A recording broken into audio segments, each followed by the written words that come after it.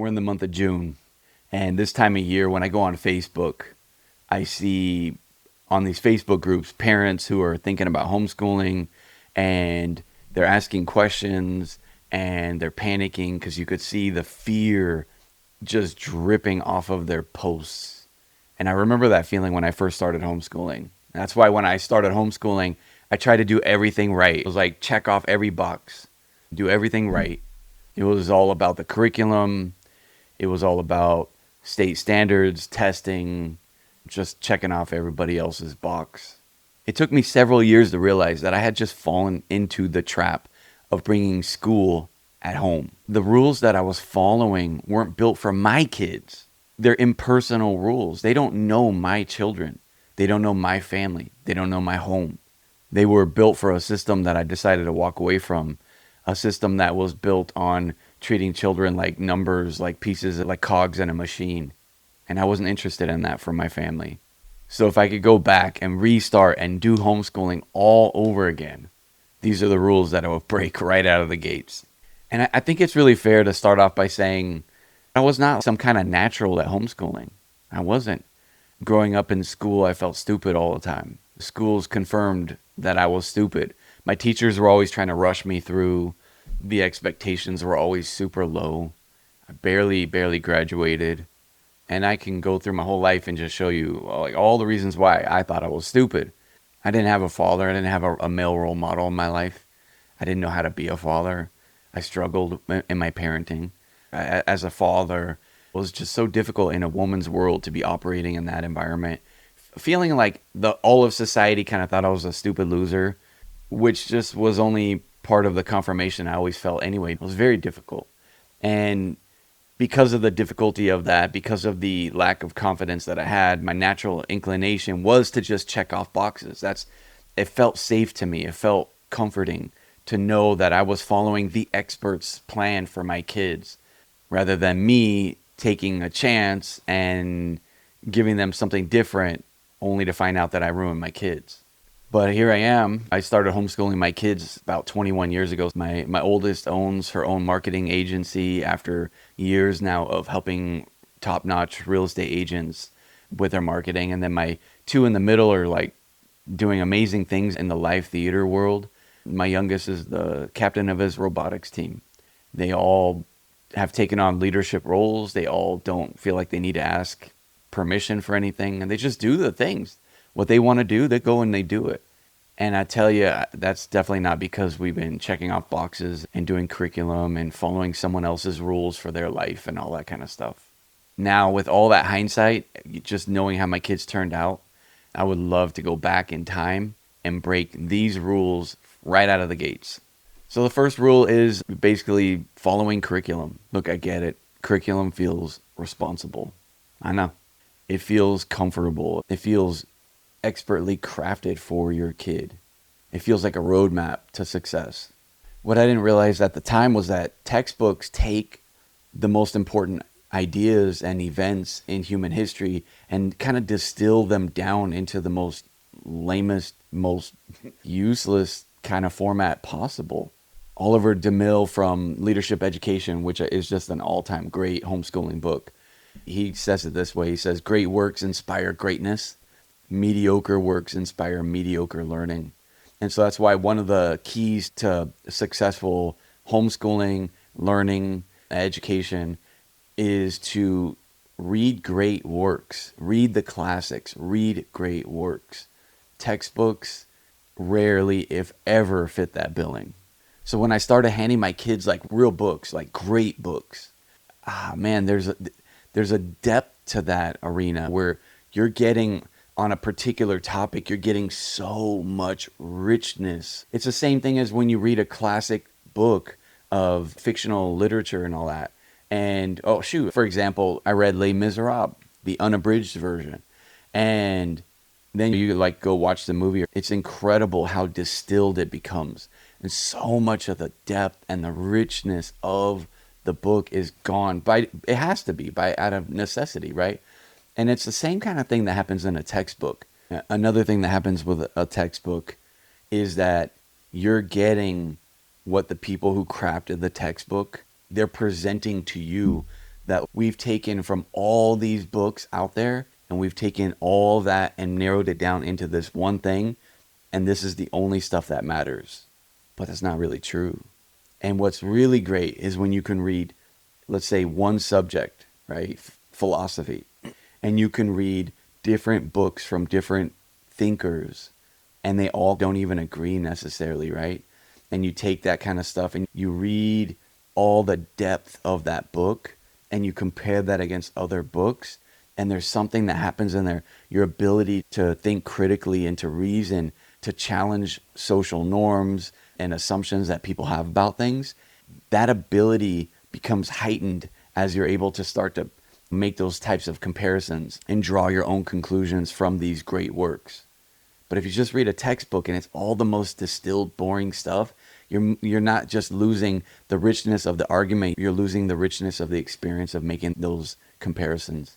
So I would say to you, like, right out of the gates, stop trying to fill your kid with just information. Build human beings who can think, who can learn, and they can enjoy the experience of making those comparisons and thinking critically. Here's another rule that I would break right out of the gates. The rule that basically says you need to give your kids structure and not freedom. And I see this a lot in the homeschooling world, where parents are, a lot of times, they're super helicopter, they're super rigid and aggressive in their homeschooling process and rituals. And man, I would just, if I could go back, and I was very much like that when I started, I would go back and I would throw it all out. And I would right out of the gate say, when your kids are young, read a book called Free to Learn by Peter Gray. Amazing book. But I would definitely adopt a lot of what he says about that kind of stuff, about letting your kids play, have unstructured time, stop helicoptering them, allow them to create games and experiences and learn amongst each other as peers, how to cooperate, how to set boundaries, how to create rules and fix problems and different things like that. Super important for them. But when you're super structured as a homeschooler, as a homeschool family, a lot of that unstructured time gets washed away. And when I started to let my kids operate in a more unstructured way, they got drawn into things like bass guitar and singing and dancing and photography, philosophy, sociology, psychology. They started reading all these great books and just diving in, because there's really only two ways that you can teach a kid. And understanding, first of all, you don't teach them jack. They teach themselves everything, right? You can show, you can model, you can present, you can terrorize them, right? It's the carrot and the stick. You can use all that kind of technique, or you can inspire them. You can create an environment that is rich and enjoyable, and a culture of, this is how we do things. This is what we do. Mommy does it. Daddy does it. This is what we do. And man, when I went into that mode and I started creating that environment, it changed absolutely everything for our family. Everything. Here's another rule that I would break right out of the gates. Make everything about your kids. Gosh, I as a parent had so much learning I had to do.